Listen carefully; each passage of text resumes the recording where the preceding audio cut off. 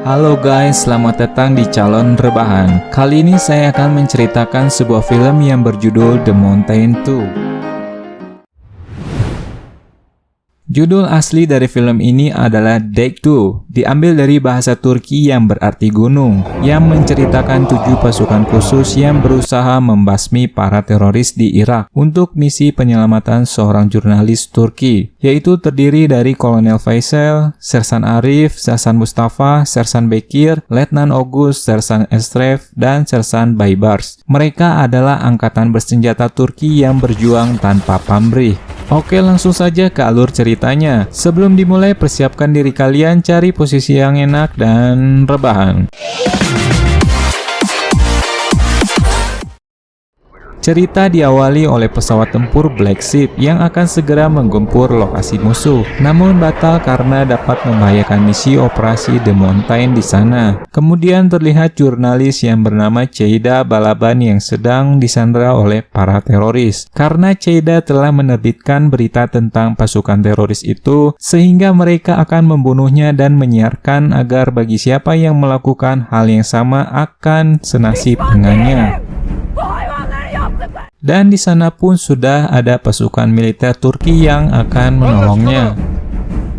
Kemudian cerita pun kembali sebelum Letnan Ogus dan Sersan Bekir mengikuti operasi militer. Di sana mereka sedang makan bersama, kemudian Letnan Ogus mengajak Sersan Bekir untuk mendaftar sebagai pasukan khusus bersamanya, di mana ia ragu dikarenakan kakinya yang cedera.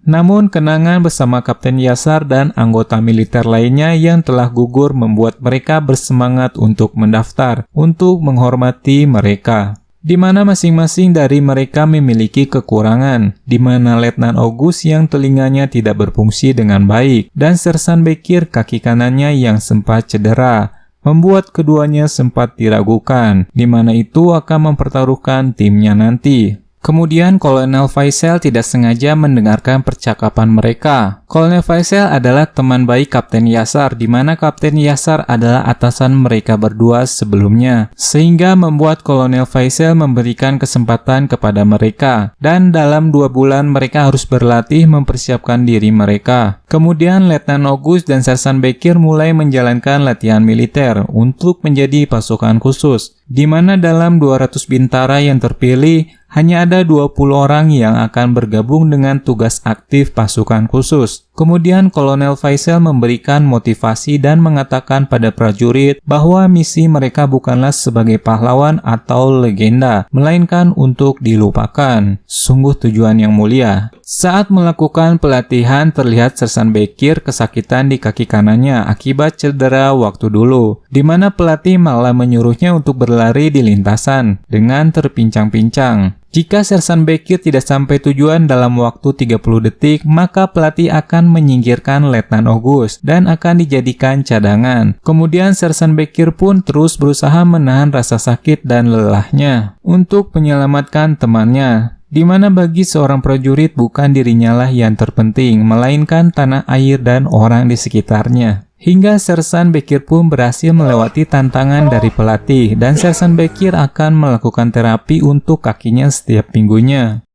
Sizler bir yıldırımsınız çömezler. Kolay değil.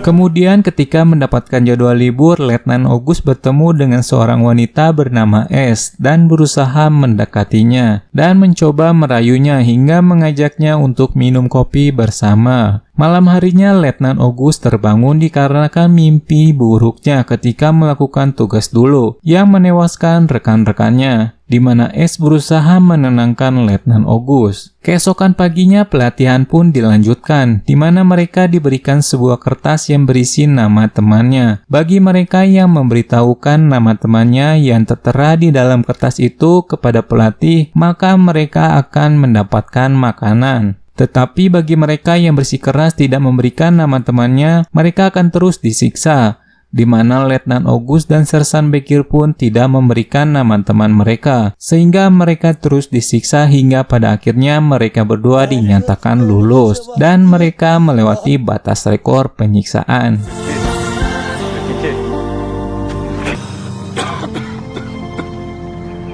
Kemudian prajurit yang sudah dinyatakan lulus, mereka semua sudah dibekali pendidikan sejarah, geografi, dan perang gerilya.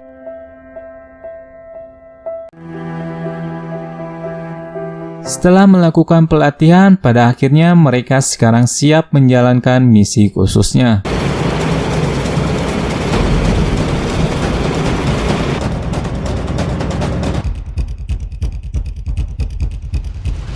Di mana mereka akan menyelamatkan seorang reporter asal Turki yang sedang disandra oleh pasukan teroris. Terlihat mereka sedang menjalankan strateginya untuk menyerang pasukan teroris tersebut. Setelah anak itu menjauh, salah satu pasukan memberikan kode kepada pasukan lainnya untuk mulai menyerang.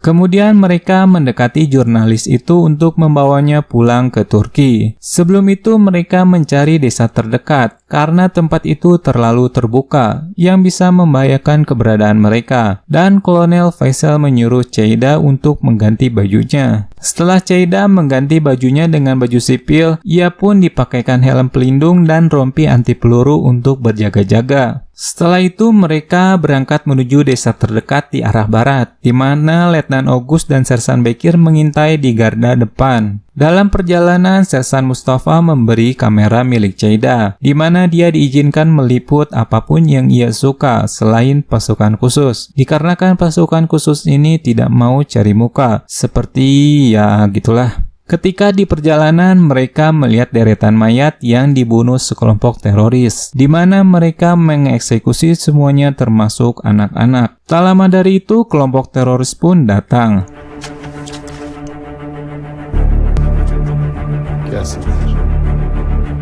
Di mana pasukan khusus sudah bersiap untuk menyerang dengan mengelabui para musuh.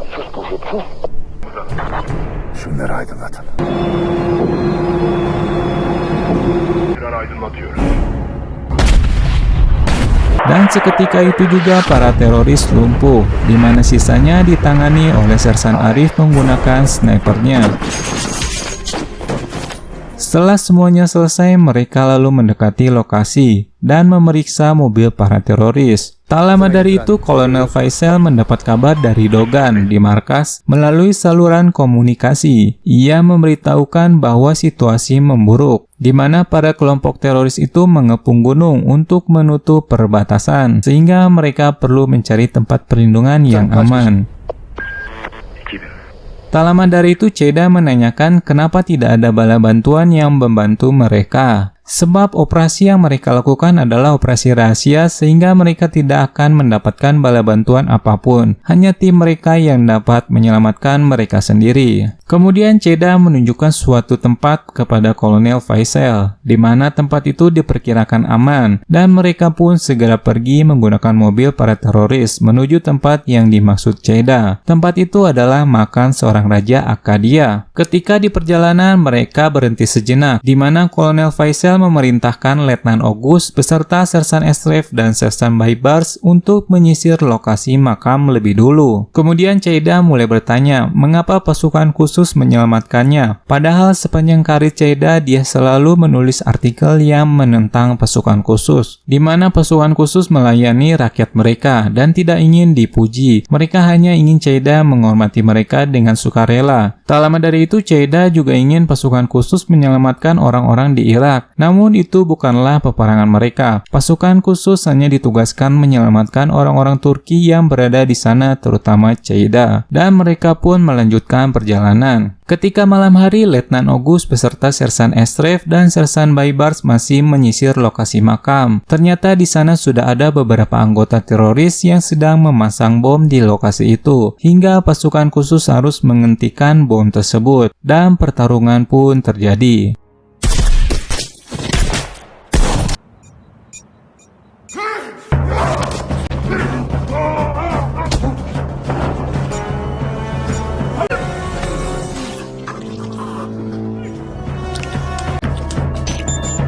di mana para pasukan khusus berhasil menjinakkan bom dan mengalahkan mereka. Pagi harinya, Letnan August mengajari Cheida menggunakan senjata untuk berjaga-jaga. Dan Letnan August juga menyadari bahwa mereka sedang tidak berada di makam Akkadian, tetapi makam Alexander yang Agung, di mana reporter itu mengatakan bahwa Letnan August mengerti banyak hal tentang sejarah. Dan perjalanan mereka pun dilanjutkan. Ketika melanjutkan perjalanan ke zona penjemputan, mereka melihat beberapa warga sipil sedang disiksa oleh anggota teroris, di mana itu bukanlah misi mereka. Namun Kolonel Faisal memutuskan untuk membantunya dan mulai mendekatinya, di mana Sersan Arif sudah siap menembak dengan snipernya. Sekmeyecek.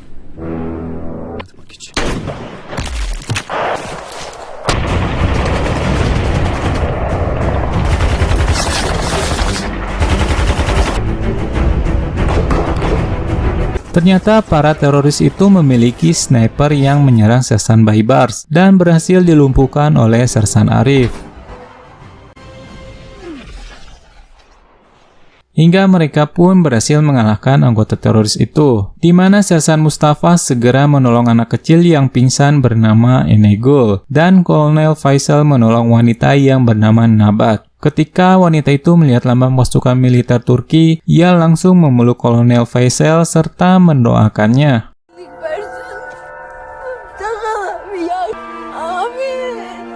Di mana Kolonel Faisal pun teringat dengan istrinya yang telah meninggal sedang didoakan oleh para jamaah. Kemudian Kolonel Faisal menghampiri pria yang sedang sekarat yang bernama Chia. Ia merupakan pasukan militer dari Kurdi yang dimiliterisasi, di mana pasukan mereka berjumlah 80 orang yang akan menghadapi pasukan teroris, tetapi semuanya telah gugur. Kemudian ia meminta Kolonel Faisal untuk mengakhiri semua penderitaannya dengan menembaknya.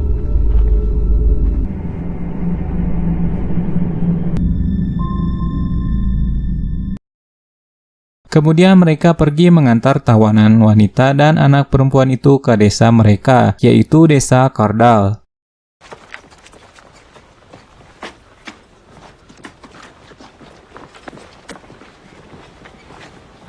Setelah tiba di desa Kardal, mereka disambut baik oleh penduduk di sana. Ternyata desa itu hanya dihuni oleh 25 orang dewasa dan 15 anak-anak, di mana seorang pria yang bernama Boran satu-satunya laki-laki yang bisa mengangkat senjata. Itu pun kakinya dalam keadaan cedera. Tak lama dari itu, Boran mempersilahkan pasukan khusus untuk beristirahat dan memberikannya santapan kepada mereka sambil berbincang-bincang. Namun tiba-tiba saluran komunikasi terhubung. Kolonel Faisal mendapat informasi bahwa pihak teroris telah menghancurkan tentara Irak dan Kurdi, di mana batalion utama mereka 100 orang kuat sedang menuju desa terakhir, yaitu desa Kardal, di mana pasukan khusus diharuskan keluar dari desa itu sebelum fajar. Mereka akan dijemput di dekat desa itu dengan helikopter, di mana keselamatan penduduk di sana sedang terancam, di mana Cheida meyakinkan Kolonel Faisal untuk membantu penduduk desa Kardal. Namun menyelamatkan penduduk desa Kardal bukanlah bagian dari misi awal mereka, dan Kolonel Faisal pun tidak mau kehilangan anggotanya. Keesokan paginya helikopter datang untuk menjemput pasukan khusus. Namun Kolonel Faisal memutuskan untuk menyelamatkan anak-anak desa dari sana, di mana Cheida terkejut atas itu.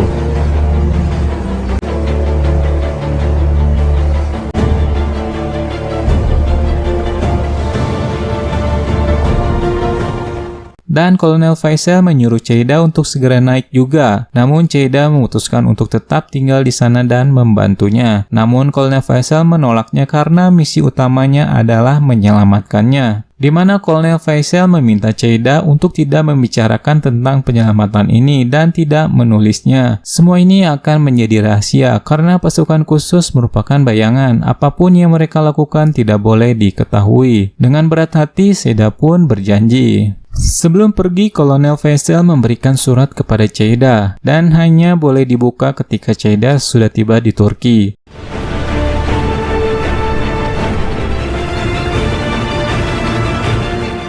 Lalu mereka mengibarkan bendera Turki di puncak desa Kardal karena mereka harus mempertahankan tanah di mana banyak orang Turki tinggal dan mulai merancang strategi penyerangan. Sersan Mustafa dan Sersan Baybars menjelaskan seluruh sisa alat tempur yang mereka miliki dan Letnan Ogus menjelaskan tentang lokasi desa Kardal dan mereka mulai memasang jebakan bom dan membagi tugas, di mana Letnan Arif ditempatkan di menara masjid dengan snipernya yang didampingi oleh Boran yang akan menjaga di bawah. Letnan Ogus, Mustafa, Bekir, dan Kolonel Faisal akan ada di garis depan. Namun mereka membutuhkan seseorang untuk berlari membawa amunisi, di mana Nabat tiba-tiba menawarkan diri untuk membantunya. Lalu mereka menggunakan gudang batu bara sebagai perlindungan untuk semua penduduk desa yang tersisa, di mana semua pintu akan ditutup dan apapun yang terjadi mereka tidak boleh keluar. Setelah semua persiapan dilakukan, mereka hanya tinggal menunggu pasukan teroris datang, di mana mereka mengisi waktu itu dengan bercerita tentang percintaan mereka masing-masing. Akçabat'ın en güzel kızıydı Sebat. Bekleyemedik bana bir halt olur diye. Setelah itu para teroris pun sudah mulai mendekat 200 küsür civarı. 8 makinalı Hilux. dan segera mereka mengambil posisi masing-masing. Ternyata mereka datang dengan 200 orang lebih, 8 kendaraan taktis dan 1 tank.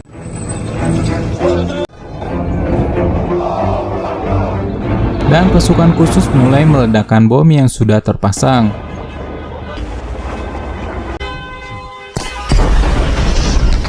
Lalu mereka menyerang satu persatu teroris yang tidak lumpuh dengan bom.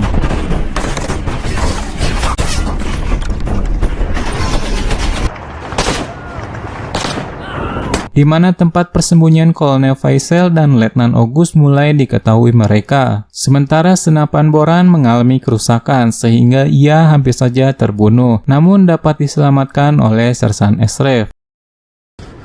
Bastılar size. Cami temiz.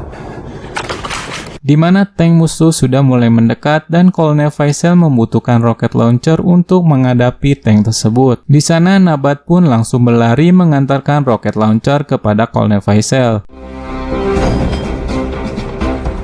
Lalu tiba-tiba tank itu mengincar menara dan akan menembaknya, di mana Sersan Mustafa yang melihatnya langsung memberitahu Sersan Arif untuk segera turun.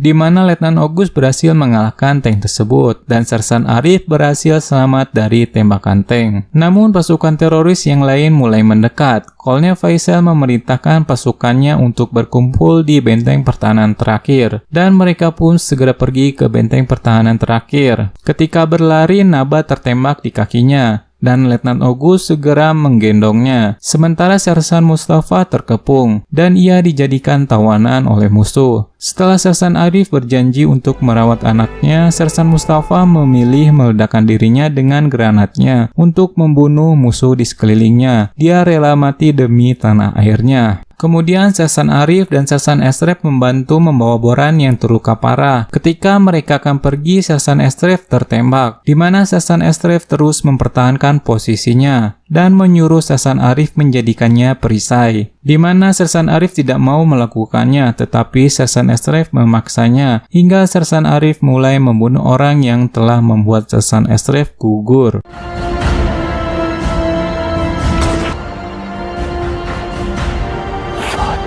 Setelah itu, semua pasukan khusus yang tersisa berkumpul di benteng pertahanan terakhir, di mana peluru mereka sudah menipis dan mereka pun terkepung di sana, dan bertahan dengan peluru yang tersisa.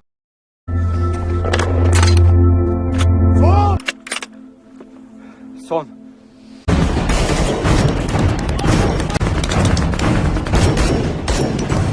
Kemudian dari kejauhan Kolonel Faisal melihat musuh yang ingin melakukan bom bunuh diri, di mana Kolonel Faisal tidak bisa menembaknya karena kehabisan peluru. Akhirnya Kolonel Faisal memutuskan untuk menghadang secara langsung sebelum bom itu mendekati benteng pertahanan terakhir. Namun sayangnya Kolonel Faisal harus tertembak.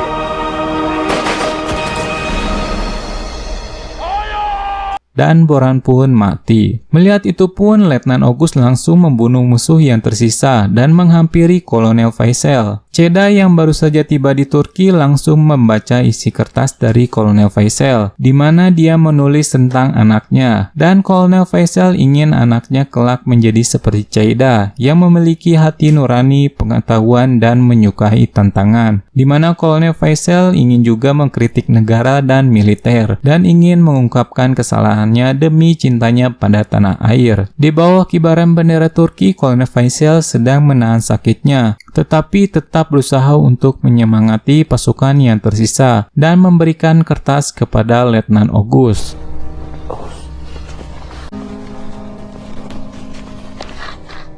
Kemudian Kolonel Faisal pun harus gugur, di mana satu persatu penduduk desa keluar dari tempat persembunyiannya. Kemudian mereka memberikan minuman serta seorang wanita tua yang mencium kepala Letnan August dan Sersan Bekir sebagai ucapan terima kasih karena pasukan khusus telah menyelamatkan hidup mereka.